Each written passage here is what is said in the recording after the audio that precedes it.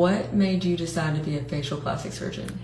This was something that was very intentional for me. When I was in med school, I was really undecided on what specialty I wanted to do.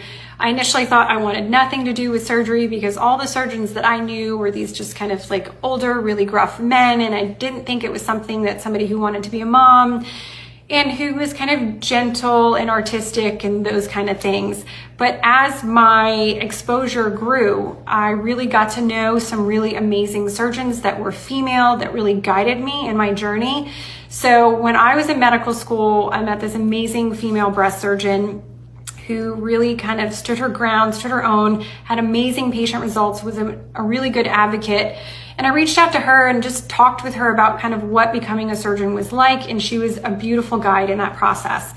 And then I also met she's now one of my best friends, a now facial plastic surgeon also, and she was rotating on her head neck surgery. She was an intern, and so we do general surgery as our first year. And so I was a third year med student and she was a general surgery intern, but going into head neck surgery.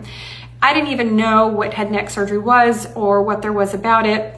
And she was telling me about it, and it sounded so amazing because it's something where you deal with all of the senses: hearing, speaking, breathing, swallowing.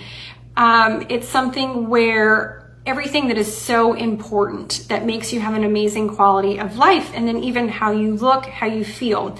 And so after that, I did a rotation, and I did a rotation in pediatric, ENT, and then also in facial plastic surgery. And I loved it. It was these tiny little instruments with really specific anatomy.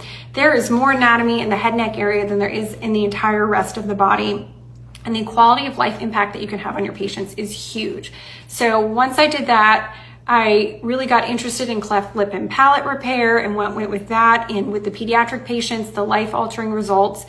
So from there, I knew I wanted to be an ENT doctor. So I applied, and it was really competitive, and I'm so grateful. I actually got my first choice in where to do my training.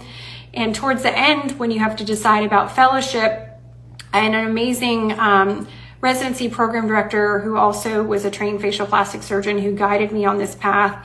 You can treat adults, you can treat children, you can make it reconstructive, you can make it artistic and cosmetic. There's so many ways that you can tailor the practice to your personality, and it is the most rewarding thing. The best thing about my job, and I tell this to my patients all the time, is when they just smile and say thank you, where you've truly had an impact on their life, and I get to do that every single day, and I love it.